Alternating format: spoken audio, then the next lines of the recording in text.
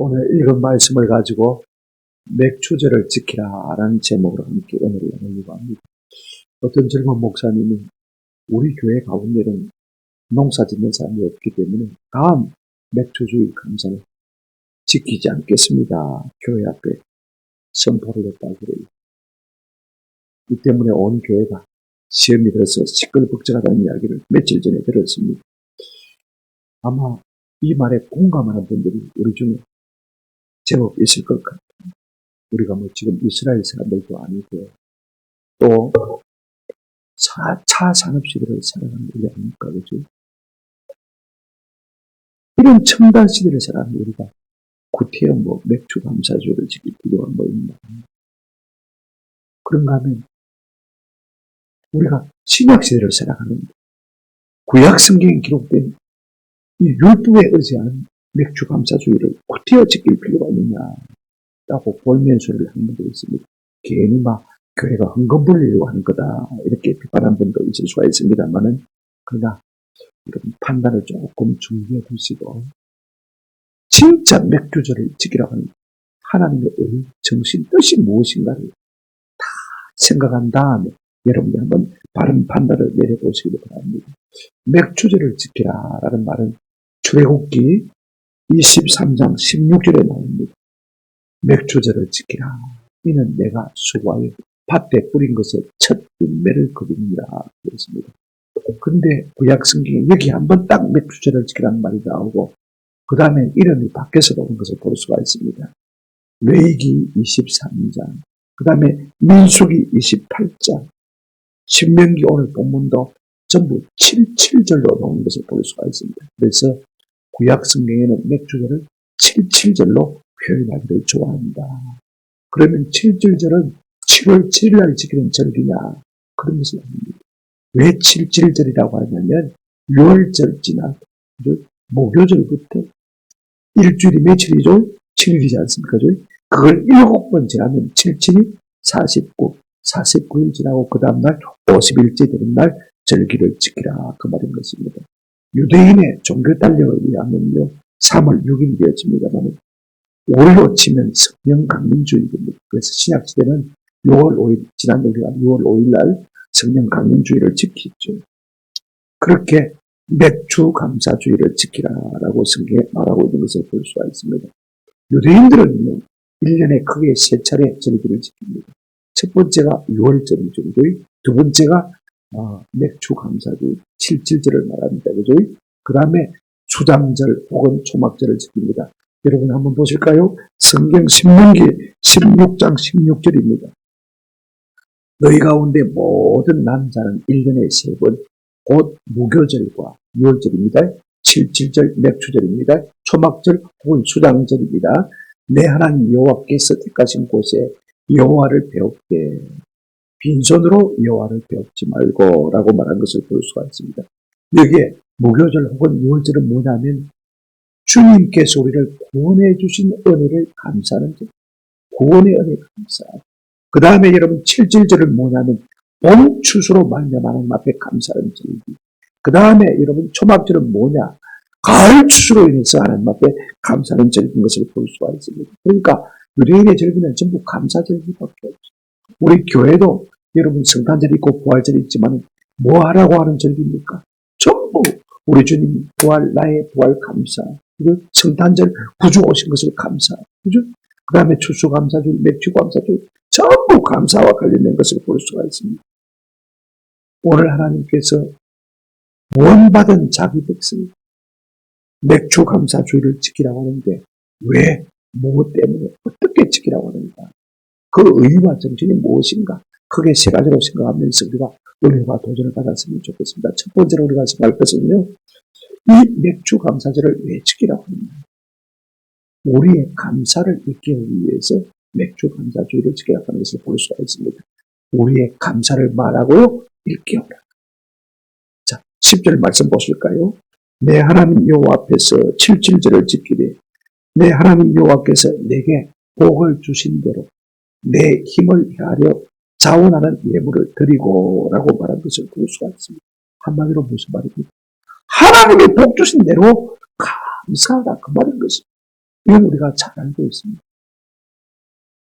여러분, 무슨 절기든지 절기의 기본 정신은 이 모든 복을 주신 하나님께 말하 감사. 왜 이렇게 우리에게 말씀하시는 것입니까? 오늘 우리는요, 무엇이든지 익숙해지면 당연한 것처럼 생각합니다. 그렇지 않습니까? 잘 살면요, 잘 사는 것이 당연한 줄 알아요. 건강하면 건강한 것이 당연한 줄 알아요. 그러다가 병들어보고, 그러다가 실패해보고, 이것이 하나님의 은혜가 나고, 비로소 깨닫게 되는 그런 경향이 있지 않습니까? 우리가 감사를 잃어버리고 살 때가 참 많습니다. 이런 절기를 당할 때마다 우리의 무뎌진 감사를 회복하라고 하나님께서 맥주 감사주의를 지키라고 하시는 것을 볼 수가 있습니다. 어떻게 지킬 것입니까? 오늘 본문 10절에 한번 보시기 바랍니다. 여호와께서 내게 한번 더 합시다. 복을 주신 대로. 하나님 앞에 복을 주신 지난 6개월 동안 살면서 하나님께서 우리에게 주신 복이 무엇입니까? 우리가 얼마나 많은 복을 받았습니까? 이렇게 물으면 여러분 가운데 복 받은 거 없는데, 우리 까먹었는데, 섭섭한데 그렇게 표현할 수가 있습니다. 그죠? 그러나 거꾸로 제가 물어요. 우리가 지난 6개월 동안 살면서 하나님 앞에 받지 아니한 것이 무엇이 있습니까? 한번 답해보십시오. 우리의 건강, 우리의 생명, 하나님 주신 것이죠. 우리의 가정, 우리의 직장, 우리의 재능, 우리의 능력, 지위, 다 하나님이 주신 것이죠. 이만한 행편, 하나님이 허락해 주신 것이죠. 하나님이 주시지 않은 건 하나도 없습니다. 하나님께 받지 아니한 것도 없습니다. 하나님이 주신 것 맞습니다. 우리가 당연하다고 생각하는 것들, 우리가 이 맥주 감사 절기를 맞을 때 한번 생각해 보십시오. 하나님께 받지 않은 것이 없다면 당연히 하나님 앞에 뭐 이러겠습니까? 감사해야 되겠죠. 저는 이만한 건강 주신 것 감사, 이만한 장수의 복을 주신 것 감사. 우리 아버지 할아버지는 50을 넘기지를 못했습니다. 저도 50을 못 넘길 줄 알았어요. 근데 하나님께서 60을 지금 넘기고 있잖아요. 얼마나 감사해요. 여러분, 작은 교회를 목회하는 목사인데도 불구하고 많은 분들이 저를 찾아줘요. 얼마나 감사합니다. 갈 때마다 구박받고 미움받고 원망받으면 어떻게 하겠습니까? 얼마나 감사해요. 하나님께서 우리에게 주시지 않는 것이 하나도 없어요. 나 같은 죄인을 이만큼 목회할 수 있는 기회를 주시고 복을 주신 거 얼마나 감사해요. 생각해보면 하나님의 은혜라는 것이 아무것도 없는 것이죠. 그러므로 우리가 받은 복을 따라 이만큼 감사할 수밖에 없는 것이죠. 어떻게 우리가 감사해야 됩니까? 둘째로 내 힘을 헤아려 감사라고 했죠. 오늘 본문 보실까요? 10절. 여호와께서 내게 주신 복을 주신 대로 한번 더 합시다. 내 힘을 헤아려 감사하라. 이 힘을 드리라고 그러는데 분명히 왜 이렇게 했을까? 내 힘을 헤아려. 힘을 다하여 하면 참 좋은 건일인데 말끔하고 깨끗한데 이게 마사트란 히브리어가 여기 한번 딱 나왔습니다. 그래서 이게 정확한 뜻이 무엇인지를 몰라요. 그러나 문맥에서 생각해보면 힘을 다하여. 그런데 확실치 않으니까 힘을 다하여. 이렇게 번역한 것 같아요. 한번 더 합시다. 복 주신 대로 힘을 다하여 충분하게 넉넉하게 그런 말입니다. 우리가 어떻게 감사해야 넉넉하게 충분하게 감사할 수 있겠습니까? 하나님 주신 복에 대해서. 한번 더 합시다. 힘을 다하여 감사할 때 우리가 하나님이 우리에게 복 주신 것에 대해서 충분하게 넉넉하게 감사할 수 있는 것입니다. 우리 예수님 300대나 되는 향유를 주님의 발에 쏟아부은 죄인된 마리아를 향해서 이런 말씀하셨습니다. 마가복음 14장 8절에 우리 예수님께서 그를 향해서 이렇게 말씀하셨습니다. 그는 힘을 다하여 내 몸에 향유를 부어 내 장례를 미리 준비하였습니다. 그는 힘을 다하여 향수병 하나 들어오는데 무슨 힘이 들었겠어요? 그 말이 아닙니다. 여러분, 그 300데나리의 값어치가요, 오늘날에 3천만 원입니다. 1년 임금입니다. 1년 내가 총 수입이 3천만 원 받거든요. 그걸 다 쏟아부은 것입니다. 전부를 부은 것입니다. 힘을, 그 말이 힘을 다이란 말인 것입니다.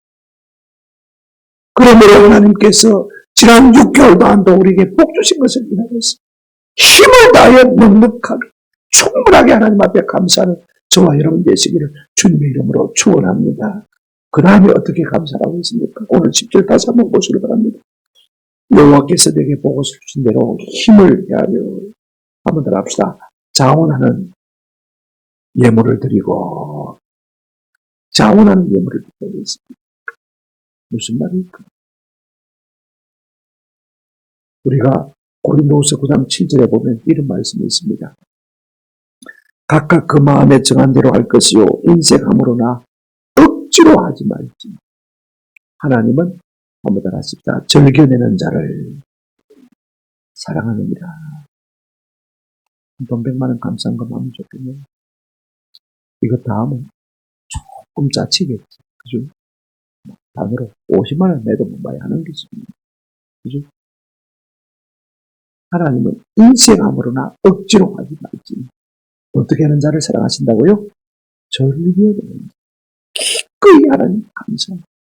모든 것 다 들어도 시원찮은데 좀 이거밖에 못 드립니다. 진심 감사. 그죠? 즐겨내는 자를 사랑하십니다. 마게도냐 교회가 그렇게 되고 있습니다. 자기들 도움이 없는데 자기들 도움이 없는데 예루살렘 교회가 복음을 전해주는데 기근을 당해서 어렵다고 하니까요. 그래서 사도 바울이 고린도후서 8장 1절부터 3절에 보면 3절에 이런 말씀이 있습니다. 내가 증언하노니 3절, 2절, 3절 넘기겠습니다. 지금 13, 70이 넘었는데 PPT 넘기고 있습니다. 3절 한 절 더. 한 절 더 넘겨주십니다. 3절. 한 절 더 넘겨주십니다. 예, 같이 한번 읽어보실까요? 시작. 내가 증언하노니 그들이 힘대로 할 뿐 아니라 힘에 지나도록 자원하리라. 우리가 어떻게 감사하는 것이 마땅하겠습니까? 힘에 지나도록 자원하리라. 왜 우리가 이렇게 감사를 합니까?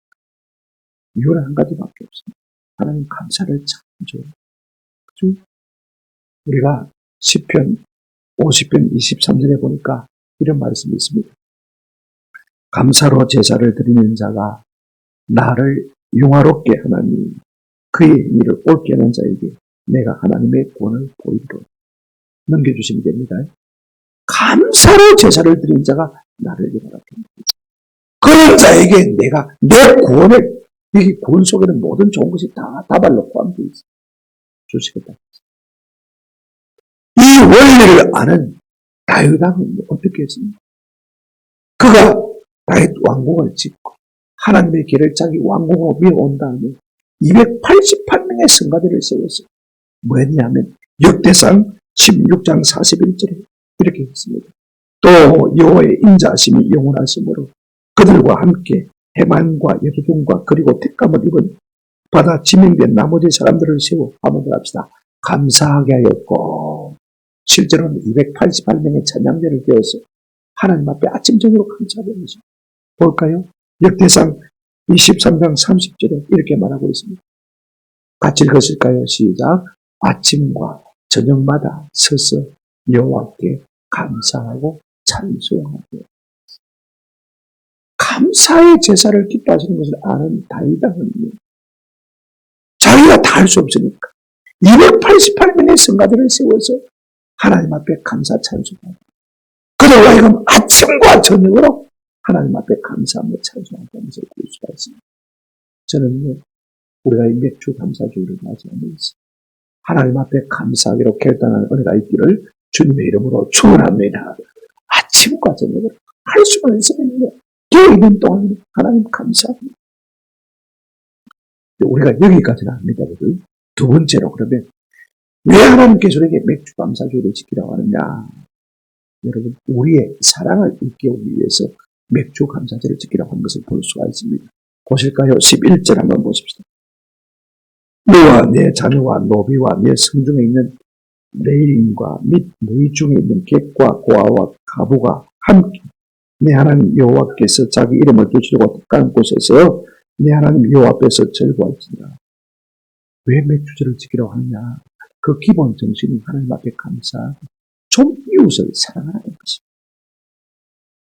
왜 그러냐면요. 우리가 좀 먹고 살만하면 내가 잘 때면 잘 될수록 우리의 마음이 더 높아져가지고 더 좀 즐길 것이 없는, 더 인생을 엔조해하는 것. 개구리 올챙이 시절 잊어버린다고 해서 가난한 시절을 다 잊어버리는 거죠. 가난할 때는 가난한 자의 심정을 알아요. 내가 병들 때는요, 병든 사람의 심정을 알아요. 근데 내가 건강하면 몰라요. 내가 부자로 살면요, 가난한 사람 돈 많은 때문에 얼마나 힘들어하는지 잘 몰라요. 그죠? 그런데 하나님께서 내게 복 주셨어요. 내가 이 맥주 감사주의, 이 풍성함을 체험하게 될 때, 그때만이라도 이웃사랑을 생각하는 게 말씀입니다. 특별히 첫 번째로 내 집안에 있는 내 자녀와 내 노비와, 그죠? 마땅하고 당연한 것입니다. 내가 잘 됐는데, 내가 성공했는데, 우리 식구들이 함께 즐거워하는 것, 한 솥밥 같이 먹고 사는 사람들이 함께 즐거워하는 것이 당연하죠. 그러나 또 성경 그렇게만 말하고 있지 않습니다. 이제 조금 눈을 들어서 예부로 어떤 사람들입니까? 보십시오. 레위인과 즉 객과 그 다음에 과와 가부. 여러분 가난한 자의 3종 세트가 뭐냐? 첫째 레위인입니다. 둘째 이방인들입니다. 나그네. 셋째 아무도 돌봐줄 수 없는 돌봐줄 수 없는 가장이 없으니까 고아와 가부입니다. 이게 가난한 자의 3종 세트입니다. 하나님의 마음은 항상 그대로 있습니다. 자, 누구를 사랑하라고 말씀하고 있습니까? 누구와 함께 즐거워하라고 말하고 있습니까? 오늘 본문에 보십시오. 자, 첫 번째로 11절에 내 성중에 있는 한번 합시다. 외인과 우리말 성경에는 표현이 안 되어 있습니다만 정관사가 붙어 있습니다. 내 성중에 있는 한번 합시다. 그 외인과 그 외인, 그 외인이라고 하면요. 저 멀리 예루살렘에 있는 제사장을 말하는 게 아닙니다. 모르는 제사장을 말하는 게 아닙니다. 흔히 우리가 이름도 알고 늘 함께 부딪히고 만나는 그 제사장입니다. 가까이 있는 제사장입니다. 하나님께서 이 제사장들로 하여금 이스라엘 12지파에 흩어져 살도록 했습니다. 왜 흩어져 살아야 되냐? 그들 가운데 함께 하면서 신명기 33장 10절에 보니까 모세가 레인들을 축복하면서 세 가지 사명에 대해서 말하고 있는 것을 볼 수가 있습니다. 신명기 33장 10절 보실까요? 주의 법도를 야호르게 주의 율법을 이스라엘에게 마하며 가르치며 그 다음에 마하며 주 앞에 마하며 분양하며 그 다음에 마하며 온전한 번제를 주의 제단 위에 드리주어다. 너 레인들을 다른 거 하지 말고 각 지파 가운데 흩어져 살면서 율법을 가르치라. 그 다음에 분양하라는 말은 기도하라. 그들을 위해서. 그죠? 그 다음에 뭡니까? 온전한 번제를 주의 제단에 드리라. 무슨 말입니까? 예배 인도를 잘해라. 그 말입니다. 이 일을 위해서 다른 직장 갖지 마라. 내가 주는 것으로 너희가 먹으라. 그렇게 말씀하신 것을 우리가 볼 수가 있습니다. 그분들을 생각하면 오늘날 교육자들이죠. 그죠? 우리가 좋은 일을 만나고 절기를 만나고 제일 먼저 우리가 생각해야 될 이웃사랑의 대상이 누구냐면 레위인. 갈라디아서 6장 6절에 보면 가르침을 받는 자는 말씀을 가르치는 자와 모든 좋은 것을 만난 없이 오늘 좋은 데 구경 가는 것, 그죠? 좋은 것을 즐기는 것, 모든 좋은 것을 따라합시다. 함께하라. 함께. 내가 낚시를 가보니까 참 좋다. 목사님 함께 갑시다. 그죠? 내가 어디 여행 갔으니까 참 좋다. 목사님 함께 같이 갑시다. 어디 가서 맛집에 가보니까 참 맛있더라. 강도사님 함께 같이 가자. 그죠? 그렇게 하라고 말씀하고 있는 것을 볼 수가 있습니다. 아니, 목사가 내보다 잘 사는데. 아니, 우리가 하나님을 사랑하는 만큼 우리가 하나님 앞에 드리기 때문에 잘 살 수 있습니다. 그런데 하나님 우리의 마음을 알고 있습니다. 하나님 사랑하라고 했지만 잘 사랑 안 합니다. 금방 사랑 안 합니다. 그죠? 그러면 갈수록 못 사는 것이죠.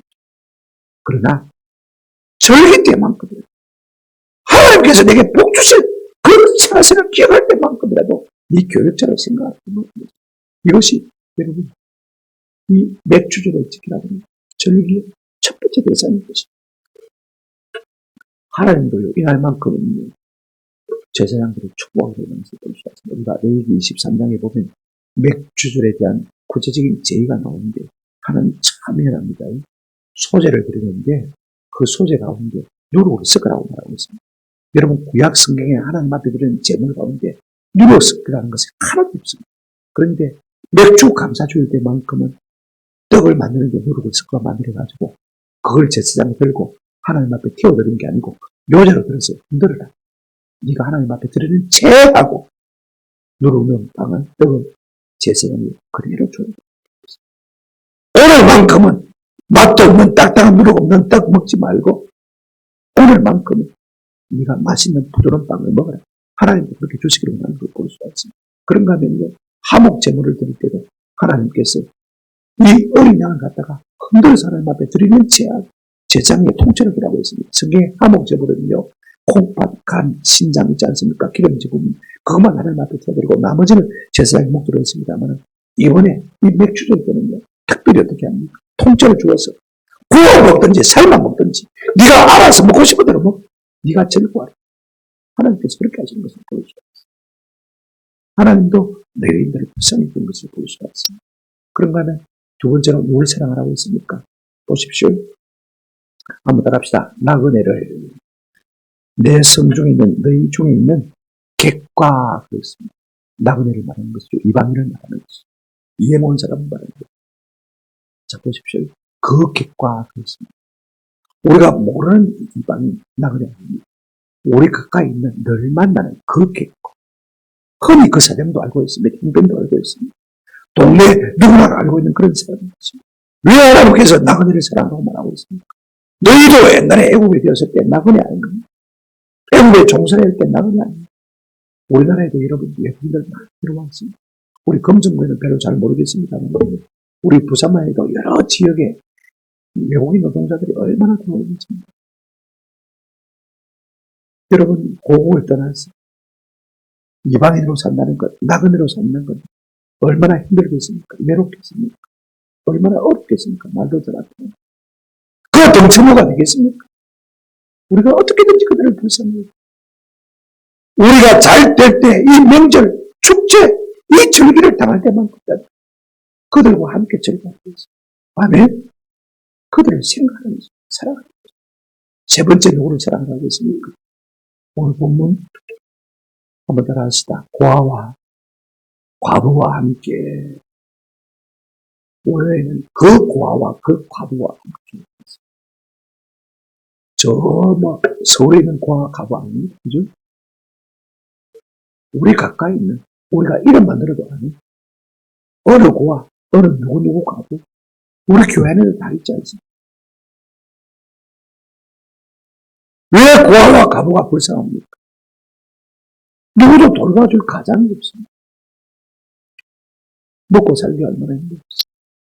그래서 신명기 14장 19절에 보면 고아와 과부를 위하여 정의를 행하시는 하나님은요. 고아와 과부를 내 것이라고 말씀하신 것을 볼 수가 있습니다. 신명기 14장 29절 그 다음 절 한번 보시기 바랍니다. 너희 중에 분깃이나 기업이 없는 내인과 내 성중에 거류하는 객과 및 고아와 과부들이 와서 먹고 배부르게 하라. 그리하면 내 하나님 여호와께서 내 손으로 한 일에 범사에 뭐 할 것이다? 복을 줄 것이다. 조금 버렸더만 다 틀렸다. 여러분 그렇게 생각하지 말라는 것입니다. 그렇게 하면 하나님께서 네 손으로 한 일에 범사에 뭘 주겠다? 복을 주겠다. 이것이 우리가 두 번째 절기를 지키는 이유인 것입니다. 어떻게 즐거워야 됩니까? 한번 더 합시다. 함께. 사랑은 함께 하는 것입니다. 이게 참 우리는 끼리끼리 하지 않습니까? 그러나 우리가 좋은 일을 만나 하나님 앞에 예배할 때 여러분 그 제사장, 그 나그네, 그 고아와 그 과부도 함께 하는 것입니다.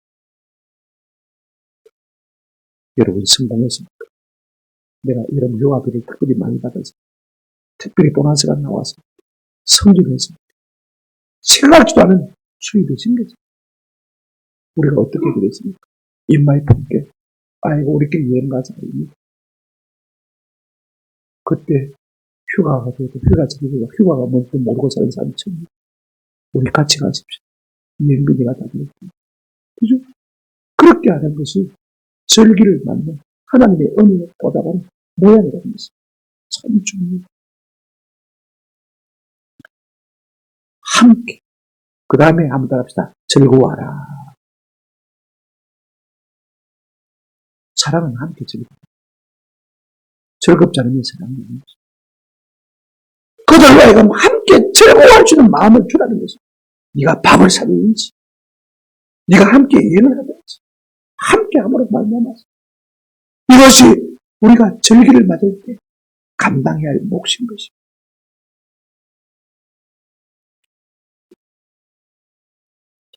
사도 요한 우리에게 이렇게 고민하고 있습니다. 요한일서 3장 17절 18절 누가 이 세상의 재물을 가지고 형제의 궁핍함을 보고도 도와줄 마음을 닫으면 하나님의 사랑이 어찌 그 속에 거하겠느냐.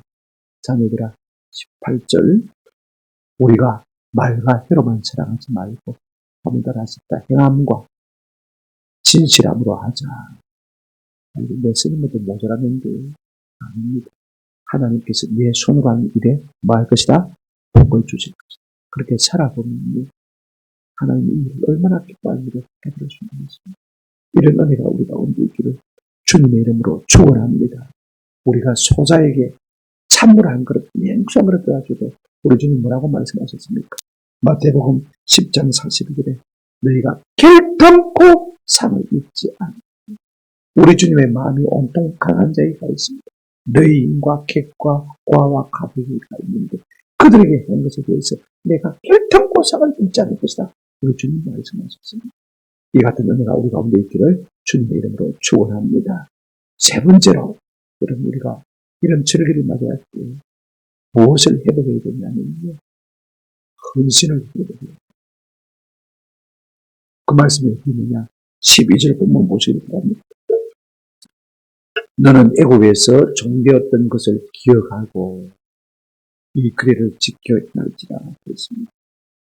여러분 종되었던 것을 기억하고 이 규례를 지켜야 한다. 이 말씀 속에는요. 그 본 의미가 뭐냐면 헌신을 해보고 하는 것입니다. 우리가 과거에 어떤 사람이었는지 지금은 어떤 상태인지를 알면 하나님 앞에 감사하고 하나님 앞에 헌신할 수밖에 없는 것입니다. 여러분 우리가 헌신하려면 마음속에 구원의 감격이 있어요.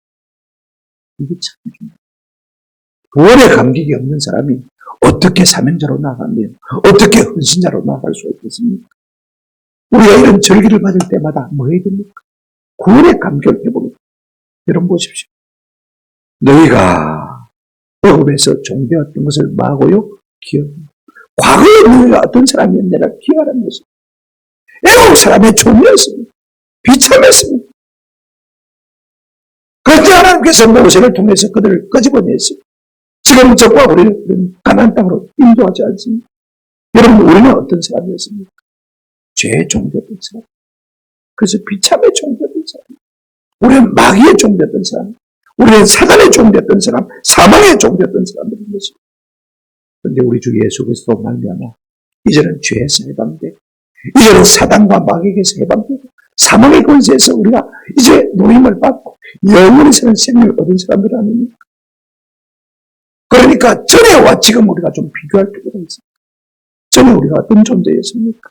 로마서 11장 30절 너희가 전에는 하나님께 순종하지 않으리라. 하나님과 상관없이 내 마음대로 사는 사람들입니다.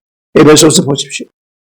2장 3절에 전에는 우리도 다 그 가운데서 우리의 육체의 욕심을 따라 지내며 육체와 마음이 원하는 것을 하여 다른 이들과 같이 본질상 어떤 자녀였다고요? 진노의 자녀였습니다. 그게 비참한 존재. 에베소서 5장 8절에 너희가 전에는 어두움이더니 디도서 3장 3절에 우리도 전에는 어리석은 자요 순종하지 아니한 자요 여러 가지 정욕과 행락에 종도를 한 자요 악독과 투기를 일삼는 자요 가정스러운 자요 피차 미워한 자였습니다. 베드로전서 10장 2장 10절 25절 너희가 전에는 백성이 아니더니 25절 너희가 전에는 양과 같이 길을 잃어. 여러분 이 단어들을 한번 생각해 보십시오. 우리가 예수 없이 살 때는 얼마나 비참한 존재입니다. 진노의 자식들이었습니다. 빛이 없었습니다. 어두움 자체였습니다. 어디로 가야 될지 갈 바를 알지 못하는 사람들이었습니다. 지금은 어떤 사람입니다. 에베소서 5장 8절 너희가 전에는 어둠이거든요. 이제는요 주 안에서 빛이라. 빛의 자녀를 지켰다. 우리 주님이 와 계시니까 내 몸과 마음이 다 밝아졌어요. 밝아졌어요. 어둠이 사라졌어요. 베드로전서 2장 10절 25절에 너희가 전에는 백성이 아니던 이제는 하나님의 백성. 전에는 긍휼을 얻지 못하던 이제는 긍휼을 얻은 자. 하나님의 자비하심과 불쌍하심 우리의 삶 가운데 날마다 흘러넘치고 있는 것이 25절 같이 한번 보십시다. 시작. 너희가 전에는 양과 같이 길을 잃었더니 이제는 너희 영혼의 목자와 감독 되신 이에게로 돌아왔느니라. 할렐루야. 이것이 우리의 모습입니다. 우리의 전과 지금을 비교하면 하나님의 은혜에 감사치 않을 수 없는 것입니다. 이것이 우리의 모습입니다. 이처럼 우리의 과거에 대해서 절망할 때마다 우리는 하나님의 풍성하신 은혜를 다시금 회복하고 기억할 수가 있는 것입니다. 오늘 우리 가운데 이 구원의 은혜를 회복하는 은혜가 있기를 이 절기 때마다 다시 한번 회복하고 우리가 주의 이름으로 모일 때마다 회복할 수 있는 은혜가 있기를 주님의 이름으로 축원합니다. 구원의 은혜를 회복하게 되어지면 자연히 헌신의 열정을 회복할 수가 있는 것입니다. 우리가 일전하였습니다만은 이 맥주전에 대해서 가장 길게 말하고 있는 부분이 레위기 24장입니다.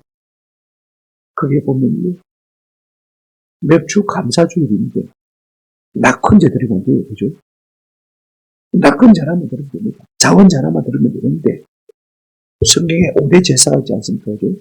마지막 제사가 속건제인데 속건제만 빼고 번제도 드리고 소제도 드리고 화목제도 드리고 속제도 다 드리라고 말하고 있습니다.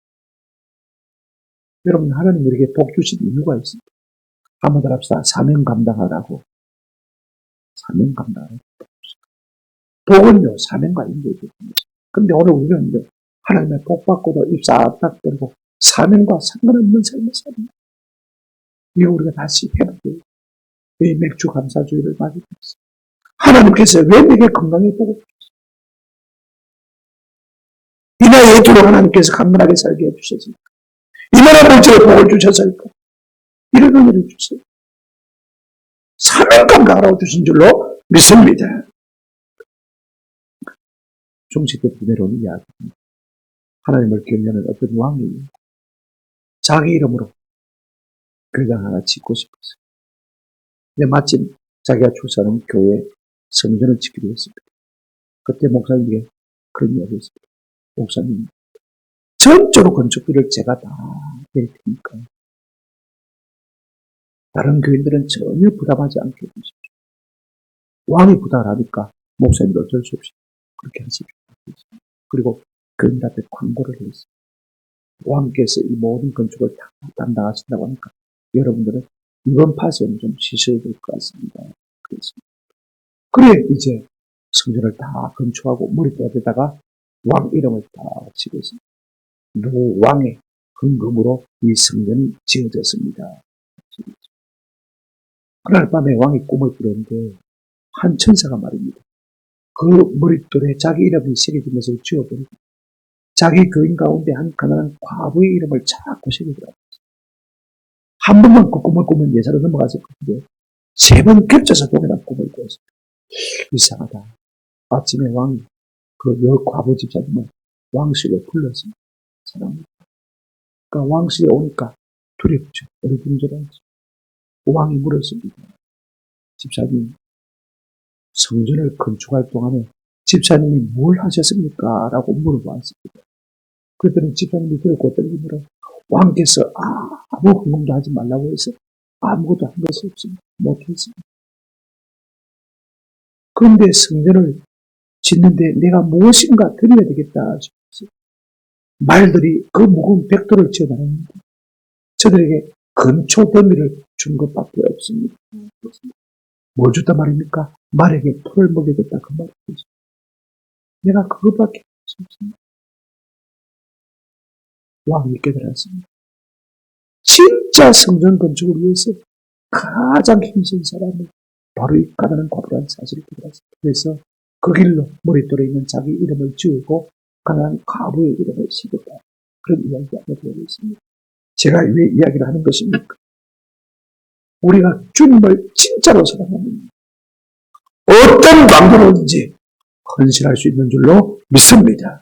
그 백돌을 하는 말에게 금초더미를 먹이라서라도 우리가 하나님 앞에 헌신할 수 있는 것입니다. 누가 주님을 더 사랑하겠습니까? 누가 주님 앞에 더 헌신하겠습니까? 우리 예수님 요한복음 7장에서 이 답을 우리에게 하고 있습니다. 한 번은 예수님께서 바리새인 시몬의 집에 초청을 받아갔습니다. 그런데 생활주한 일이 하나 벌어졌습니다. 한 여자가 그 동네에 죄인의 대명사인 한 여자가 말입니다. 300대나 되는 향유병을 들고 와서 예수님의 발에 붓고 자기 머리털로 발을 씻어버렸습니다. 갑자기 순간적으로 일어납니다. 사람들이 다 손가락질 합니다. 저 아까운 것을 저런 데 낭비하는. 그때 우리 예수님께서 이 시몬에게 이렇게 물어보았습니다. 요한복음 7장 41절, 42절. 빚진 자가 둘이 있는데 한 사람은 500대는 빚졌고 한 사람은 50대는 빚졌고 500하고 50대는 빚졌고 둘 다 갚을 능력이 없어서 주인이 판단이 되었고 이 생각에는 누가 주인을 더 사랑하게 되냐 물어보았습니다. 삼척 동전하고 답을 알죠. 그래서 이 시몬이 뭐라고 말했습니까? 많이 탕감받은 자입니다. 500만 원 빚진 자, 50만 원 빚진 자, 이렇게 둘 다 똑같이 탕감을 받았는데 누가 감사하겠습니까? 500만 원 빚진 사람이 감사하겠죠. 그때 우리 예수님 그 여인을 향해서 이렇게 말씀하셨습니다. 여인을 보고 말씀하셨지만 사실은 모든 사람이 들으라고 하신 말씀입니다. 누가복음 7장 47절에 보시면 이러므로 내가 네게 말하노니 그가 그의 많은 죄가 사여졌도다. 이는 그의 사랑함이 많으니 제일 끝에 이렇게 말하고 있습니다. 사함을 받은 일이 적은 자는 적게 많으니라 사랑하느니라. 누가 주님을 사랑할 수 있겠습니까? 누가 주님 앞에 헌신하겠습니까? 내 죄가 훨씬 많다고 생각하는 사람입니다. 사도 바울은 함그렇다. 나는 죄인 중에 괴수로다. 최고 1등하는 죄인이라고 고백했습니다. 그러니까 그가 장가도 가지 않냐. 일평생 주님의 복음을 위해서 헌신한 것 아닙니다. 우리가 바울보다 어렵겠습니까? 괴수, 죄인 중에 괴수, 죄인. 우리가 다 그런 사람들입니다. 그렇다면 우리가 어떻게 하나님 앞에 헌신이 되겠습니까? 여러분, 맥주절의 세 번째 정신은 무엇입니까? 한번 더 하시다. 헌신을 일깨우는 것입니다. 그렇군요. 받지 않는 것이 없다. 내가 엄청나게 많이 받았다. 내가 주님 앞에 헌신을 했다. 이렇게 깨달은 은혜가 있기를 주님의 이름으로 축원합니다. 말씀을 맺습니다. 맥주절을 지키란 말은 출애굽기, 레위기, 민수기, 신명기 전부 다 나옵니다. 세 가지 원리가 있습니다. 23장, 레위기 23장 11절에 이날에 너희는 너희 중에 성회를 공포하고 어떤 노동도 하지 말지니. 여러분, 이 맥주 감사주의, 그죠? 이날에는 노동도 하지 말고. 그 다음에 너희가 거주하는 각 처에서 너희가 어디에 있든지 한국에 있든지 외국에 있든지 그곳에서 맥주 감사주의. 그 다음에 대대로 영원한 교회를 지키죠. 초창기에 제가 서두에서 말씀드렸죠. 우리는 맥주 농사, 보리농사 짓는 사람이었기 때문에, 보리농사 짓는 사람이었기 때문에 맥주 감사주의를 안 드리겠습니다. 여러분, 답이 될 거예요. 이제 여러분 답이 됐습니까? 보십시오. 노동도 하지 말고 온전히 절구하고 그 다음에 네가 어느 곳에 있든지 서울에 있든지 농촌에 있든지 그죠? 영원히 대대로 시대가 변해 그죠? 그 정신을 가지고 지키라 이렇게 말하고 있는 것을 볼 수가 있습니다. 어떤 정신으로 지켜야 합니까? 감사하는 것, 하나님 감사, 이웃을 사랑하는 것, 하나님께 헌신을 다지는 것. 왜 하나님께서 이런 말씀하시는 것입니까? 신명기 10장 13절 우리가 잘 알죠. 내가 오늘 네 행복을 위하여 네게 명하는 여호와의 명령과 규례를 지키겠다. 누구의 행복입니까? 하나님 좋아하려고 내 행복입니까? 얘기해 보십시오. 아니, 안 내 짭니까? 바깥 내 짭니까? 안 내 짜죠, 그죠? 네 행복, 너의 행복을 위한 것이다. 우리가 진짜로 행복하기를 원한다. 우리가 받은 은혜 하나님 앞에 갇혀 그 받은 은혜를 인해서 이웃을 사랑합니다. 그 받은 복으로 말미암아 사명 감당을 저와 여러분들께 진짜 행복한 사람이 될 수 있는 줄로 믿습니다. 여러분 생각해 보십시오. 감사가 없는 사람은 많이 가진 걸 행복할 수 있을까요? 참 중요한. 아무리 가져도 감사 없는 사람은 행복할 수가 없어요. 아멘. 적게 가져도 감사한 사람은 행복한 것입니다. 부탁을 드립니다. 매주 감사주의를 우리가 한 가지만 기억합시다. 매일 입술로 주님 감사합니다. 주님 감사합니다. 100번이고 1000번이고 여러분 하루에 1000번도 할 수가 있습니다. 숨 쉴 때마다 하는 말 호흡 주셔서 감사합니다. 걸음 주셔서 감사합니다. 손에 움직여 주게 주셔서 감사합니다. 시내버스 타고 갈 때 시내버스 에어컨 오네 감사합니다. 지하철 타고 갈 때 지하철 이렇게 시원하네 감사합니다. 여러분 감사할 것은 천지백갈입니다. 그 다음에 꼭 하나 부탁하십시오. 매주일 우리가 좀 감사의 의미를 줬으면 좋겠습니다.